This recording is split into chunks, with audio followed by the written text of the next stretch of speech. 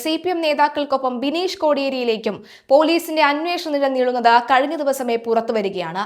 ഈ വാർത്ത കേസിൽ വലിയ വഴിത്തിരിവുണ്ടാക്കുമെന്ന കാര്യത്തിൽ സംശയമില്ല. സംഭവ ദിവസം സ്ഥലത്തുണ്ടായിരുന്ന പ്രമുഖ CPM നേതാക്കൾക്ക് പോലീസ് ചോദ്യം ചെയ്യൽ നോട്ടീസ് നൽകിയ കൂട്ടത്തിലാണ് ബിനീഷ് കോടിയേരിയുടെ പേരും ഉൾപ്പെട്ടിരിക്കുന്നത്. എന്നാൽ അക്രമ സംഭവം നടക്കുന്ന സമയത്ത് ബിനീഷ് CPMൽ പ്രാഥമിക അംഗത്വം പോലും ഉണ്ടായിരുന്ന വ്യക്തി അല്ല എന്ന വസ്തുത പോലീസിന്റെ ഈ നീക്കത്തിന്റെ പ്രാധാന്യം വർദ്ധിപ്പിക്കുന്നുണ്ട്.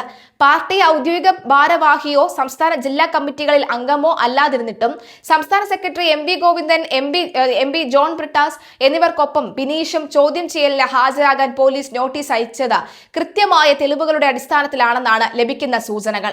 അക്രമ സംഭവം നടന്ന സമയത്ത് ബിനീഷിന്റെ സാന്നിധ്യവും തുടർന്നുണ്ടായ വിവരങ്ങളുമാണ് പോലീസിനെ ഈ വഴിയിലേക്ക് നയിച്ചത്.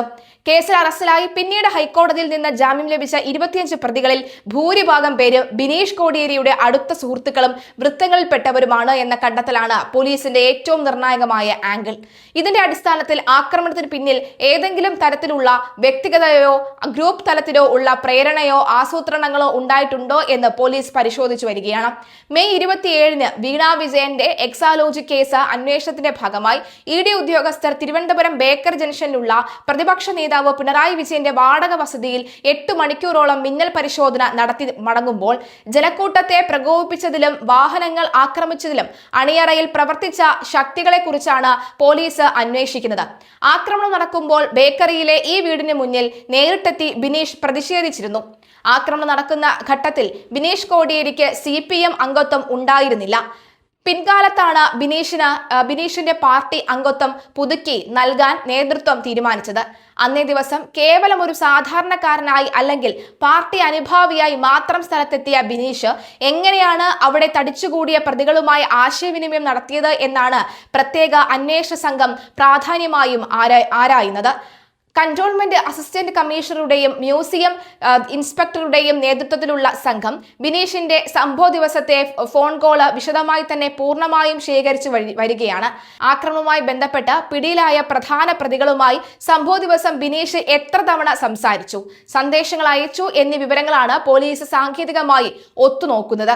നിയമപരമായി നോട്ടീസ് നൽകി ചോദ്യം ചെയ്യലിന് വിളിച്ചു വരുത്തുന്ന ഏതൊരാളെയും ഡിജിറ്റൽ രേഖകളും CDR-ഉം പരിശോധിക്കാൻ പോലീസിന് പൂർണ്ണ നിയമ തടസ്സമില്ല. ഈ ആനുകൂല്യം ഉപയോഗിച്ചാണ് നേതാക്കളുടെയും ബിനീഷിന്റെയും അന്നേ ദിവസത്തെ ലൊക്കേഷൻ വിവരങ്ങളും കോൾ രേഖകളും പോലീസ് ശാസ്ത്രീയ പരിശോധനയ്ക്ക് വിധേയമാക്കുന്നത്. IP ബിനു അടക്കമുള്ള 21 പ്രതികൾക്ക് ഹൈക്കോടതി ജാമ്യം അനുവദിച്ചതോടുകൂടി കേസ് അവസാനിച്ചു എന്ന് കരുതിയ ഘട്ടത്തിലാണ് അന്വേഷണത്തിന്റെ 2ാം ഘട്ടത്തിലേക്ക് പോലീസ് കടന്നത്. ആക്രമണത്തിൽ നേരിട്ട് പങ്കെടുത്തവരെക്കാൾ ഉപരിയായി ആക്രമണ സന്ദേശങ്ങൾ കൈമാറിയതും ആളെ കൂട്ടിയതും ആരെല്ലാമാണെന്ന കണ്ടെത്തലിലേക്ക് കാര്യങ്ങൾ എത്തി നിൽക്കുകയാണ്. അതാണ് പോലീസിന്റെ പ്രധാന ലക്ഷ്യവും. ചോദ്യം ചെയ്യലിനായി CPM നേതാക്കൾ മുതിർന്ന അഭിഭാഷകരിൽ നിന്ന് നിയമോപദേശം തേടി ഹാജരാകാൻ തീരുമാനിച്ചിട്ടുണ്ടെങ്കിലും ബിനീഷ് കോടിയേരിക്ക് നൽകിയ നോട്ടീസ് പാർട്ടിക്ക് വലിയ ചോദ്യങ്ങൾ ഉയർത്തുന്നുണ്ട്. പാർട്ടി ഭാരവാഹിത്വം ഇല്ലാത്ത ഒരാൾ നേതാക്കൾക്കൊപ്പം അന്വേഷണ സംഘത്തിന്റെ നോട്ടീസിൽ ഉൾപ്പെട്ടത് രാഷ്ട്രീയ കേന്ദ്രങ്ങളിലും ചർച്ചയായിട്ടുണ്ട്.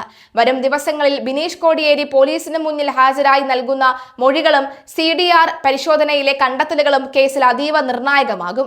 ആക്രമണം ഒരു പെട്ടെന്നുള്ള പ്രതിഷേധമായിരുന്നോ അതോ ബിനീഷ് ഉൾപ്പെടെയുള്ളവരുടെ പങ്ക് ഉൾപ്പെട്ട ആസൂത്രിത നീക്കമായിരുന്നോ എന്ന് വ്യക്തമാക്കാൻ ഇതോടെ സാധിക്കും. അന്ന് ആ ED റെയ്ഡ് നടന്ന ദിവസം ബിനീഷിന്റെയും ഗോവിന്ദൻ മാഷിന്റെയും MP ബ്രിട്ടാസിന്റെയും പ്രതികരണങ്ങൾ നമുക്കൊന്ന് കേൾക്കാം. ഇത് പാർട്ടി അഖിലേന്ത്യാ സെക്രട്ടറി സഖാവ് MA ബേബി തന്നെ ഇപ്പോൾ ഡൽഹിയിൽ പത്രസമ്മേളനമായിട്ട് നടത്തുന്ന റെയ്ഡാണെന്നുള്ളത്. പ്രതിപക്ഷ നേതാക്കളുടെ കുടുംബാംഗങ്ങളെ വേട്ടയാടിക്കൊണ്ട് ആ പ്രതിപക്ഷ നേതാക്കളെ തകർക്കുവാനും അതോടൊപ്പം തന്നെ അവർ പ്രതിനിധാനം ചെയ്യുന്ന പാർട്ടിയെ തകർക്കുവാനുള്ള നീക്കമാണെന്ന് അഖിലേന്ത്യാ സെക്രട്ടറി സഖാവ് MA ബേബി പറഞ്ഞിട്ടുണ്ട്. അതിന്റെ ഭാഗമായിട്ട് തന്നെയാണ് ഇപ്പോൾ ഇവിടെ നടന്നുകൊണ്ടിരിക്കുന്ന ഈ റെയ്ഡ്. സ്വാഭാവികമായിട്ടും EDയെ സംബന്ധിച്ചിട്ട് കാലാകാലങ്ങളിലായിട്ട് ഇപ്പോൾ കുടുംബാംഗങ്ങളെ ടാർഗറ്റ് ചെയ്യുക, കുടുംബാംഗങ്ങളുടെ പേരിൽ കേസുകൾ ഉണ്ടാക്കുക, അത്തരത്തിൽ അവർ പ്രതിനിധാനം ചെയ്യുന്ന അച്ഛനോ അമ്മയോ ആരാണ് പ്രതിനിധാനം ചെയ്യുന്നത് അഭിപ്രായത്തോടു കൂടി തന്നെയാണ് ഞാനും.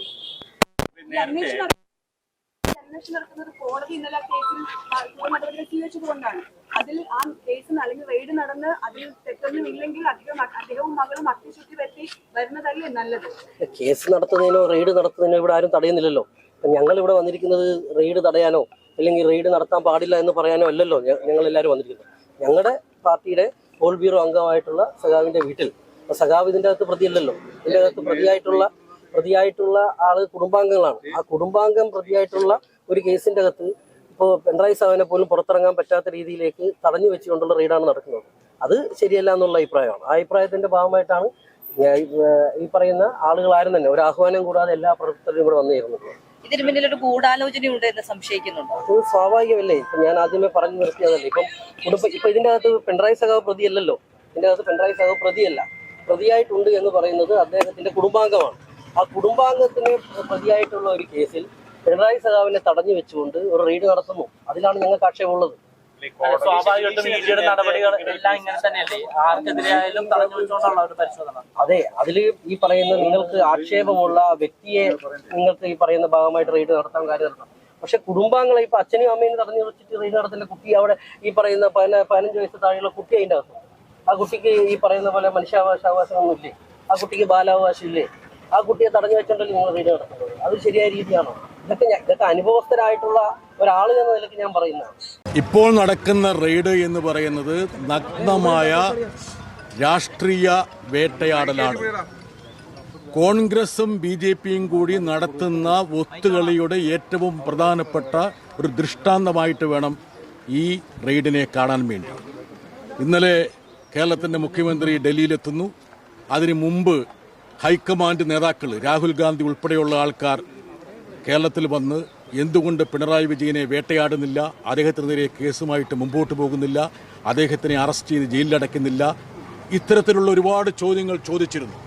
കേരളത്തിലെ നിയമസഭാ തെരഞ്ഞെടുപ്പിലും ആ ഒത്തുകളി ദൃശ്യമായിരുന്നു. ആ ഒത്തുകളിയുടെ ഭാഗമായിട്ടുള്ള ഉദിഷ്ട കാര്യത്തിനുള്ള ഒരു ഉപകാര സ്മരണയാണ് ഇപ്പോൾ ഇവിടെ അരങ്ങേറുന്നത്. കേജ്രിവാൾ എന്നുള്ള ഡൽഹി മുഖ്യമന്ത്രിയെ അറസ്റ്റ് ചെയ്ത് തീഹാറിലടയ്ക്കാൻ വേണ്ടി എങ്ങനെയാണോ കോൺഗ്രസും BJPയും ഒത്തുകളിച്ചത്, ഗൂഢാലോചന ചെയ്തത്, അതിൻ്റെ മറ്റൊരു പതിപ്പാണ് ഇന്ന് കേരളത്തിൽ അരങ്ങേറുന്നത്. പിണറായി വിജയൻ എന്നുള്ള നേതാവ് യഥാർത്ഥത്തിൽ തീയിൽ കുരുത്ത് അഗ്നിബാധയിലൂടെ മുന്നേറിയൊരു നേതാവാണ്. ഇതുപോലുള്ള ഒരുപാട് വേട്ടയാടലുകൾ കോൺഗ്രസും BJPയും അദ്ദേഹത്തിനെതിരെ നടത്തിയിട്ടുണ്ട്. വലിയ രീതിയിലുള്ള ഒരു രാഷ്ട്രീയ ഗൂഢാലോചന അരങ്ങേറിയിരിക്കുകയാണ് ഇന്ന് രാവിലെ മുതൽ. CPIMനെയും പിണറായിയെയും തകർക്കുന്നതിന് വേണ്ടിയുള്ള ബോധപൂർവമായിട്ടുള്ള ഇടപെടലാണ് നരേന്ദ്രമോദി കേന്ദ്ര ഏജൻസിയായ EDയെ ഉപയോഗിച്ച് ഇന്ന് രാവിലെ മുതൽ 14 കേന്ദ്രങ്ങളിലായി റെയ്ഡ് നടത്തിക്കൊണ്ട് വരികയാണ്.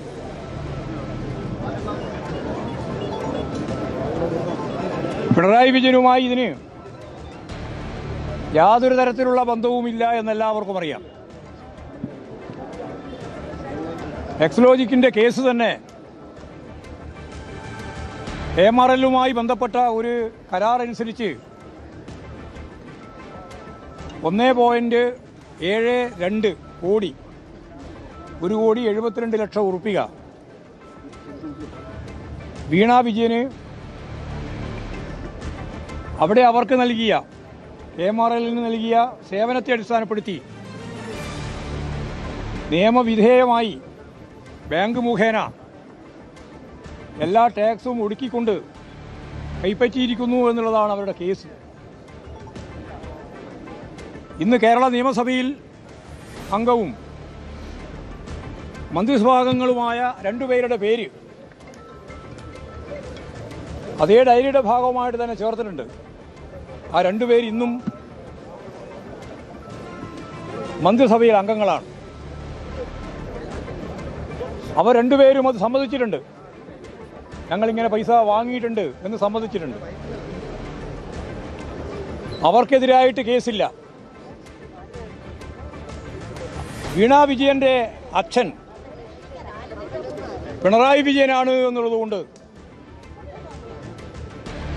കോടതികളെല്ലാം ഇവിടെ ചൂണ്ടിക്കാണിച്ചതുപോലെ സെഷൻസ് കോടതി, ഹൈക്കോടതി, സുപ്രീം കോടതി ഉൾപ്പെടെ